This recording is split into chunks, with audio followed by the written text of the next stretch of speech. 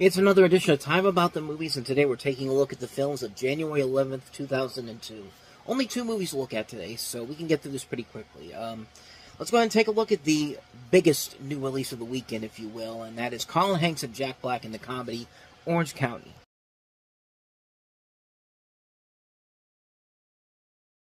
So Orange County is the story of this local surfer kid played by Colin Hanks, who's from Orange County, who dreams of going to Stanford to become a writer to get away from his dysfunctional family household. Except Sean runs into one complication after another, starting with his application being rejected after his dim-witted guidance counselor sends the wrong application. So Sean goes to great lengths, with a little help from his girlfriend Ashley, played by Shyler Fisk from Snow Day, and his drugged-out loser buddy Lance, played by Jack Black, to get into Stanford any way they see fit. This is directed by Jake Kasdan, who had done one movie before this, Zero Effect, and this was written by Mike White, who you now know as a prolific writer of many different things. I mean, he started his career off writing stuff like Dead Man on Campus, Chuck and Buck, and he would later go on to write Jack Black's big hit that made him a star with School of Rock the next year. But nowadays, you know him for his work on Enlightened on HBO, as well as The White Lotus now, and he's done a ton of recent films for Illumination, including the recently released Migration and the soon-to-be released, as of the time of recording this, Despicable Me 4. Talented guy all around, so there is a lot of talent all throughout the movie here, including the cast itself, not just including Hanks, Black, and Fisk, but Catherine O'Hara, John Lithgow, Harold Ramis, Jane Addams, Gary Marshall, Chevy Chase, Dana Ivey, Lily Tomlin, Leslie Mann, who coincidentally was in another movie that was very similar to this, Stealing Harvard, later on in the year. Pretty good cast all around here, and a lot of the same people worked on the show Undeclared, which was a criminally underrated show made by a lot of the same people who also did the other criminally underrated show Freaks and Geeks, which also, again, lasted one season. And coincidentally, that came out around the same time this movie did, so a lot of coincidences all throughout this.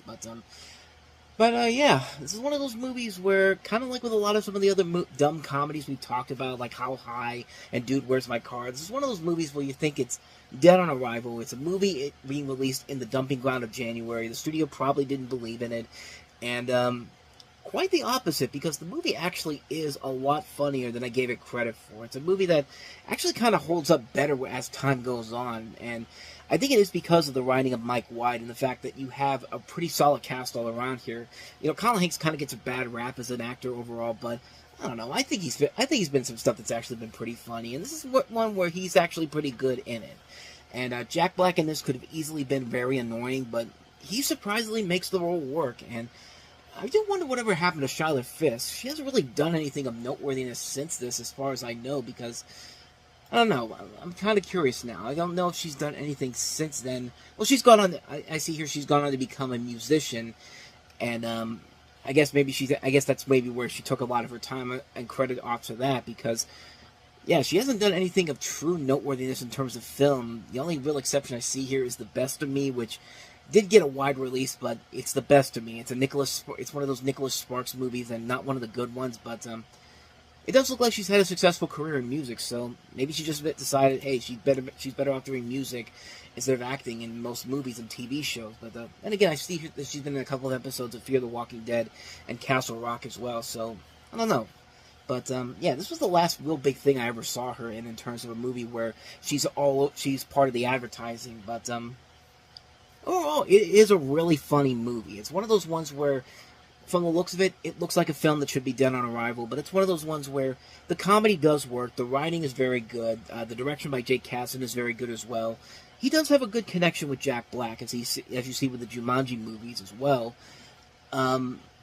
It's a pretty solid movie, man. I was really surprised at how much I enjoyed this one. I thought it was going to be one of those movies where I liked it as a kid, but it's gonna get dated pretty quickly and not be as funny as I remember it. It actually has gotten a lot funnier since the last time I saw it, and I don't know. I really think it's actually worth a watch. If you're looking for a comedy that actually is kind of underrated, this is definitely one you might want to check out. Especially if you want to see some early works by the director Jake Kasdan and the writer Mike White, and also as well as Colin Hanks and Jack Black as well. Yeah, Orange County's pretty good. I recommend it. So let's go ahead and take a look at the last one we have for this week, and that is Brotherhood of the Wolf.